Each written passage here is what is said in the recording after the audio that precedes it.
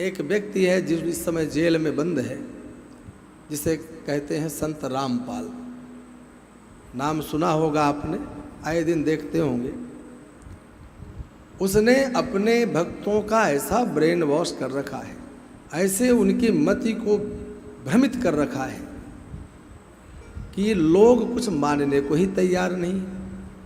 जाने कब से कितने आश्रमों का उसने निर्माण किया, कितने उसको मानने वाले, कितने उसके अनुयायी हुए, कितनी बार हरियाणा सरकार से उसका संघर्ष हुआ, कितनी बार जेल जाना पड़ा, कितनी बार जमानत करा करके बाहर आया और पुनः जेल में ही पड़ा हुआ है। फिर भी उसके जो अनुयायी हैं आज भी उसे भगवान माने बिना नहीं रह पा रहे हैं। और स्वयं तो मानते ही हैं, लेकिन समाज को प्रत्येक गली गली, जगह जगह, बस अड्डे, रेलवे स्टेशन, गाड़ी ट्रेनों के डिब्बों में जगह जगह एक ही प्रचार प्रसार करते घूम रहे हैं। भगवान कृष्ण का खंडन कर रहे हैं, भगवत्ता का खंडन कर रहे हैं, पुराणों का खंडन कर रहे हैं। वैदिक मार्ग में जो भी प्रयोग होने वाले शास्त्र हैं, धर्म ग्रंथ हैं, सबका खंडन कर रहे हैं। और केवल एक ही कार्य, एक ही लक्ष्य, यही इस समय के अवतार हैं, यही अवतारी पुरुष हैं। और उन अवतारी पुरुष को आज तक वो जेल से बाहर नहीं निकाल पा रहे हैं। अब कलयुग में ऐसे इस प्रकार के जो स्वरूप हैं, जो इस प्रकार से अपना स्वरूप बना करके घूम रहे हैं, वैसे सरकार को मैं धन्यवाद देता हूं इस बात के लिए कि सरकार चुन चुन करके हर जगह से ऐसे पापियों को उठाकर उनका सही रास्ता दिखा रही है। लेकिन हम लोगों ने जो अपने दुराग्रह को धारण कर लिया है, दुराग्रह ग्रसित हो गए हैं, हम उसको कब छोड़ेंगे। हमारी जो सनातन परंपरा थी, जो वैदिक मार्ग था, उसका अनुसरण करने वाले हम लोगों के बीच में जब इस प्रकार का पाखंड हमारे सामने उपस्थित हो गया और हम उसी मार्ग पर चल रहे हैं, दूसरों को प्रेरित कर रहे हैं, दूसरों को उसी मार्ग का अनुसरण करने की सलाह दे रहे हैं, तो बताइए समाज में हमारे सनातन धर्म का स्वरूप बिगड़ेगा कि बचेगा। साधारण गांव की जनता जो नहीं जानती है, जो थोड़ी किसी कार्य के प्रभाव से, थोड़े बहुत चमत्कार के प्रभाव में पड़ करके अपनी वैदिक मार्ग का अनुसरण करना छोड़ देती है, नित्य प्रति जो नवरात्रि का व्रत है, जो एकादशी का व्रत है, प्रदोष के व्रत हैं, आने वाले हर प्रतिदिन के वारों में सोमवार इत्यादि के जो पवित्रतम व्रत हैं, इनको छोड़ करके और पड़ गए उनके चक्कर में। बोले यही हैं अवतारी पुरुष, इनको नास्त्रे दमस ने भविष्यवाणी की थी, यही अवतारी पुरुष इन्हीं के ऊपर घटित हो रही। कोई विदेशी ज्योतिषी बोले इसने जो भविष्यवाणी की थी कि 5 नदियों के मध्य में जन्म लेने वाला व्यक्ति रामपाल होगा, तो वही इस समय का चमत्कारी पुरुष है, यही है साक्षात इस समय का अवतारी पुरुष।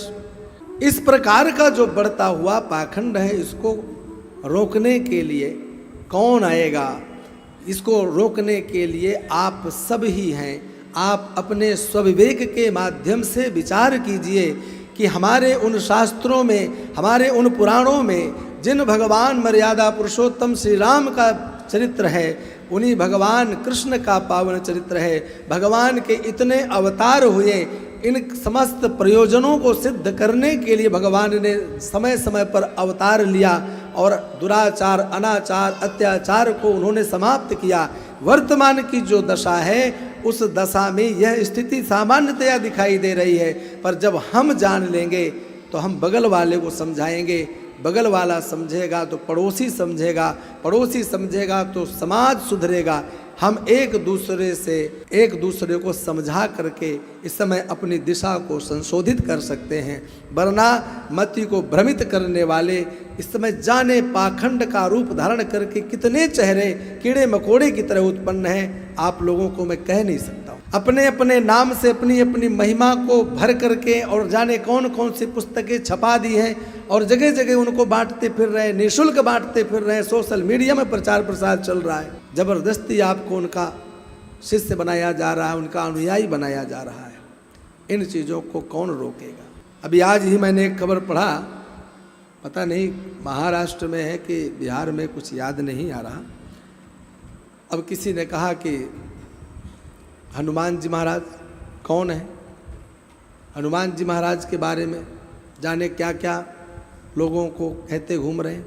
हनुमान जी किसके अवतार हैं पता नहीं, मैं इन सब बातों को कहना नहीं चाहता हूँ, परंतु जब इस प्रकार के प्रसंग आते हैं तो उनको प्रसंगों में मैं अपने आप को रोक भी नहीं पाता हूँ। और होना भी यही चाहिए, आप लोगों को शिक्षित करने के लिए, सही मार्ग देने के लिए केवल एक बात कहने का ही मैं प्रयास कर रहा हूँ कि अपने वैदिक मार्ग का अनुसरण करना कभी छोड़ना नहीं, इससे बड़ा और पाप नहीं हो सकता है। हमारे इस भारत भूमि में समय समय पर भगवान के अवतार हुए हैं। उन भगवान के अवतारों से हमने उनके द्वारा की गई समस्त लीलाओं को सुने हैं। भगवान कृष्ण के द्वारा जिस प्रकार से लीलाएं की गई, उन लीलाओं से प्रभावित होकर के ही हम आज वृंदावन की यात्रा करते हैं। उन्हीं लीलाओं से आकृष्ट होकर के ही हम ब्रज 84 कोस की परिक्रमा लगाते हैं। यही हमारी आस्था का विषय है। हमारा ईश्वर वह है कि उसके लिए केवल वृंदावन ही नहीं जाना पड़ता है। हमारे हृदय में जब उस ईश्वर से मिलने की कामना हो तो जहाँ बैठे वहाँ पर भी वह ईश्वर प्रकट हो जाता है। अनेक अनेक ऐसे कथाएं हैं कि भगवान को प्रकट करने के लिए जिस चीज की आवश्यकता होती है उसका नाम है भक्ति। अपने प्रेम के प्रभाव से, अरे जब हम भगवान को पत्थर में भी प्रकट कर सकते हैं तो आप अपने हृदय में भगवान को क्यों नहीं धारण कर सकते? सर्वभूत प्राणियों के हृदय में निवास करने वाला वह परमात्मा होता है। परंतु यह हमारी अपनी एक मान्यता है, हमारी अपनी एक आस्था है कि हम एक स्थान को विशेष रूप से मानते हैं जहाँ भगवान ने अपनी लीलाएं की। भले वहाँ जो मठ मंदिर जो वहाँ के स्थान हैं वह नवनिर्मित हों, परंतु वहाँ की जो भूमि है वह उसी समय की है। वहाँ की जो जमुना जल है, जो जमुना नदी, वह भगवान कृष्ण के काल की है। वहाँ का गिरिराज गोवर्धन भगवान कृष्ण के समय का है।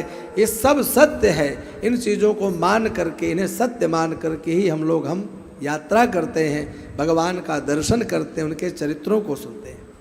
परंतु जब हम इन मार्गों का अनुसरण करना छोड़ देंगे, महापुरुषों की कथाओं को सुनना छोड़ देंगे, तब हमारा वास्तव में सबसे बड़ा पथ भ्रष्ट होगा। हम जीवन में अपने मार्ग से भटक जाएंगे। और हमें भटकना नहीं है,